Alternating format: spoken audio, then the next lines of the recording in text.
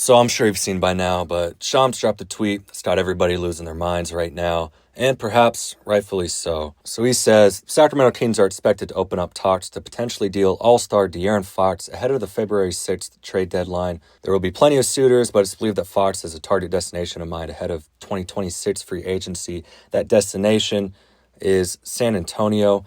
It makes sense. Fox is from Texas. Him and Wemby would be disgusting. But if the Kings were to trade Fox to the Spurs, yes, they have some nice young pieces that we could get back, but the thing that worries me is the picks. We could probably get 3 firsts from the Spurs, but how valuable are those picks going to be if Fox and Wemby are going to have the Spurs as a perennial top 3 seed in the West? And shoot, I mean, same deal if we trade him to Houston or Miami or Orlando. And yes, just because Fox prefers San Antonio does not mean that we have to trade him there. Hopefully, our front office does whatever is best for the Kings. And I think it really comes down to what young players are you getting back. But Houston has said that they want to ride out this season with the squad that they have, see how far they can go. Pretty similar to when the Kings were in that same position as a top 3 seed, outperforming expectations. And Orlando might be in that same boat. They could use a point guard for sure, but with the injuries they have now, and just honestly, I just don't think they're in a position right now to make a franchise-altering move. Miami has bigger fish to fry with the whole Jimmy Butler debacle going on. And then San Antonio, I'm sure at some point in the next 3 years they're going to make a big swing. But is this the move they want to make? Who knows? But back to the Kings, man. If they fuck this up, which honestly, chances are they do, just call it quits. Sell the team. Do whatever, man. I mean, Fox is asking out because we haven't done enough to support him. Bringing over DeRozan was cool. Biggest signing we've ever had. That's awesome. But it didn't address any of our needs, really. It raised the talent level for sure, but it didn't really raise our ceiling. More so, our floor. And now we're closing in on our 3rd trade deadline in a row without a significant move made whatsoever. We've been in trade talks with every NBA player known to man, but absolutely nothing has come from it. And from the reports I've seen, it's looking like the Kings are once again going to fumble the bag and not close the deal for Cam Johnson or John Collins. And aside from them, I don't know if there's really another guy out there who moves the needle for the Kings. At least not enough for it to affect De'Aaron's opinion on the Kings' future. De'Aaron Fox has been very clear that he's waiting to see if the Kings are really about their business. Are they really trying to build something here? Do they really want to try and compete for a championship? And so far, man, the answer is no. Yes, they are 11-4 since Doug took over, but they're still 10th in the West, and you fired Fox's favorite coach without consulting him, and then let Fox take all the blame for the firing instead of, fucking manning up and talking to the media about it. I mean, everything that's happened over the last several weeks is just showing Fox how dysfunctional the Kings organization is. And honestly, I don't blame him one bit for wanting to go to the Spurs instead. The literal opposite of the Kings in the best way possible. Probably the most functional, stable franchise in the NBA. If Fox does get moved, and, I'm not convinced he's going to, at least not before the deadline.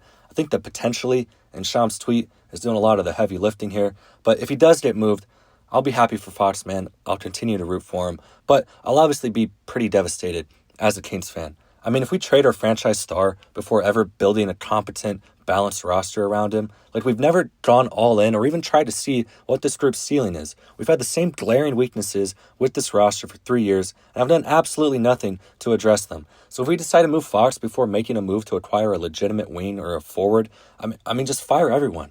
That's malpractice, legitimately. And if Fox goes, what the fuck do we do with everyone else? Domas signed his extension because of Fox. Monk took a pay cut to re-sign here because of Fox. DeRozan chose to come to Sac because of Fox. So if Fox is out, shit, I'd want out too if I were them.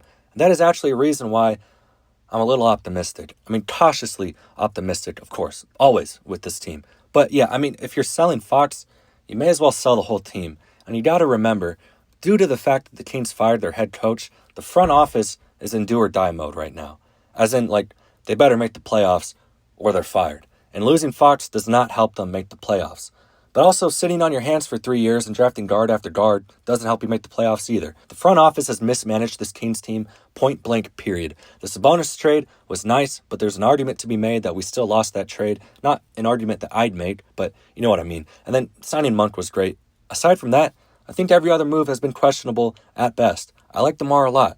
But that being our only move after we missed the playoffs is crazy. And if we don't make a move this deadline, it's even crazier. Honestly, I'm at the point where I'd rather us trade Fox than do nothing. If we do nothing, then what the fuck is the point? I'm hoping that this is all just like Fox trying to motivate the Kings to actually pull the trigger and, get a wing in the building and get Herter out of the building. But I don't know, man. I think we're past that.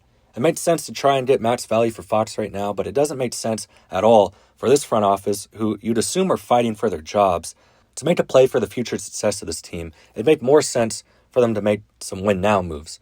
But knowing this front office, the trade deadline is going to come and go and nothing will actually happen and everything will be as it always was. And we'll fight for the 6th seed and end up with the 9th seed and play hard but fall short. There will be trade talks all summer long that won't amount to anything, and we'll do this whole dance all over again next year and then lose Fox for nothing the summer after that. And such is life in Sacramento, but it doesn't have to be that way, which is the most frustrating part. If we just get a reliable wing or forward, like I've been saying, or shit, even like a backup center would be nice, So I don't know, man. I'm not in the building. I don't know what's being said. If Fox really wants out, then you kind of got to trade him sooner rather than later. Get as much value as you can for him. It'll just piss me off forever if we trade him before actually trying to construct the best roster possible around him. I mean, what part, he's our franchise guy. He's been in Sacramento his entire career. He's probably going to go down as the best Sacramento King of all time. And, we're just mismanaging the entire situation horribly. We're never giving him the pieces that he needs to be successful. Yeah, I don't know, man. It's all pissing me off so much. The part that annoys me the most is I don't know what life looks like after Fox. What does this Kings team do after trading away Fox? I don't know. I could talk in circles about this forever.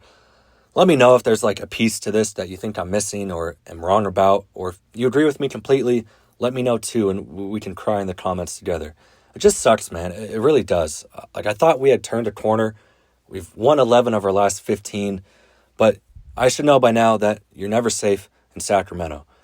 It's a bit dramatic, but that's where we are, boys. This is the dark reality of being a Kings fan.